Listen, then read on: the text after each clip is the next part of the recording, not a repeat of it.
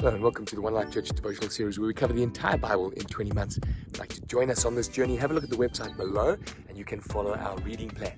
Well, today we're in Leviticus 19 and Matthew chapter 11. In Leviticus 19, we see a whole host of laws, bad ones like child abuse and theft and false testimony. But alongside that are these rules like cutting your sideburns and having tattoos. What's all that about? And how do we understand what has transferred through to our day today? Well, I'm going to suggest you can put these into various categories. The first category are clearly the rules, the laws, the sin that Moses capsulates in the law. Jesus endorses and says that comes from an evil heart. That is sin. Call it for what it is.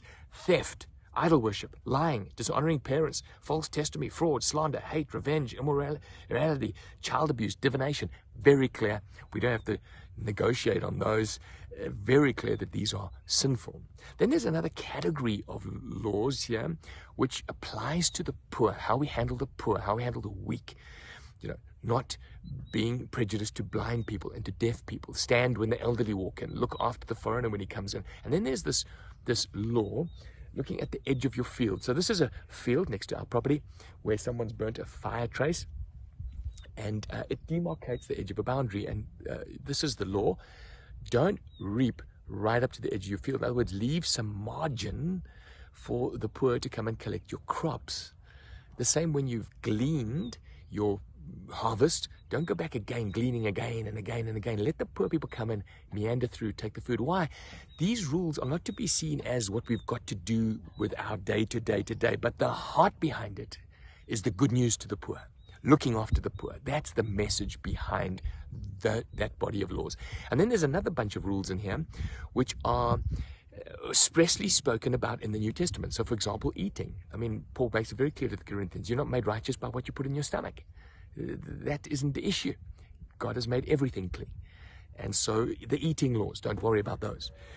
Then there is the issue of the Sabbath. That has also been spoken about in the New Testament. Jesus broke all these laws that the Pharisees put on the Sabbath because they just took it too far. Hebrews chapter 4 says, He is our Sabbath rest. Now that we're Christians, Jesus is our Sabbath. So what you eat and how you rest is good for you in terms of being healthy. Just being careful with those things, but no law to labor under. But that doesn't leave us an answer to these curious instructions not to have your sideburns cut or your tattoos. So tattoos are the easy one to handle because that word is not found in the original Greek, neither is it in the original translations into English. It's a word being superimposed later. In the Greek it says, cut marks for the dead soul or letter marks on the body. So pagans in those days would cut their bodies. That's how they would mourn in their pagan worship. And God's saying, I don't want you to do it that way. And so tattoos is a word that we just added later. So that one's easy to discard. In fact, I've heard some people say, Jesus has got his name written on his thigh. What's all that about? When he comes back again, he's going to look like he's got a tattoo on him. But let's go to the cutting of your sideburns, because that's a little different. If I had hair, I would like a fade, these new fangled fades today. Are we allowed that? Well, there's a category of law, if you look through the Old Testament, which is ceremonial, which is cultural. It's not civil. You see, the civil laws affect people. When you commit adultery, it affects people. When you steal, it affects people. When you murder, it affects people. But then there are cultural laws that have changed as the ages go by. And the trimming of your beard and your hair is quite clearly one of those. In addition to that, Jesus spoke about our outer adornment. He made it very clear. Our flowing robes are not what makes us righteous. And he spoke to the Pharisees and he says, you deal with a cup on the outside when it's the inside, it's the heart you should be dealing with. And that's what I want us to go to in Matthew chapter 11, because the heart is what Jesus always goes for. He's preaching there in Galilee in chapter 11. John's in jail.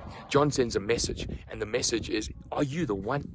Jesus says, look, I'm healing the sick, I'm delivering the demonized, I'm preaching good news to the poor.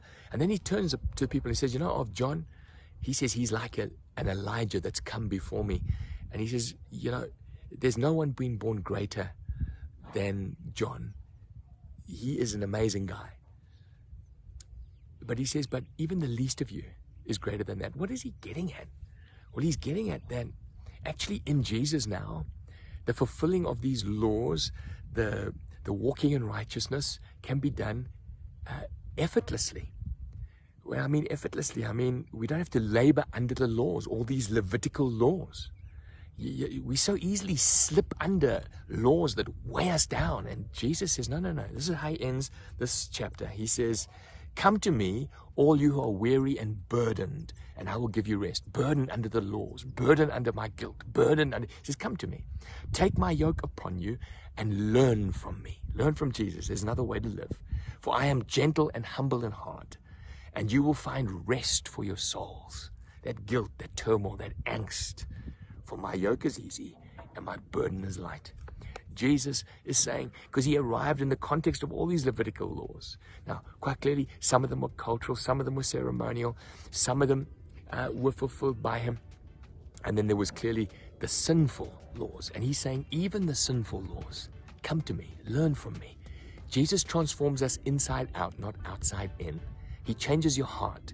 And then, as your heart is changed, you fulfill those laws and you cease to sin the way you used to before.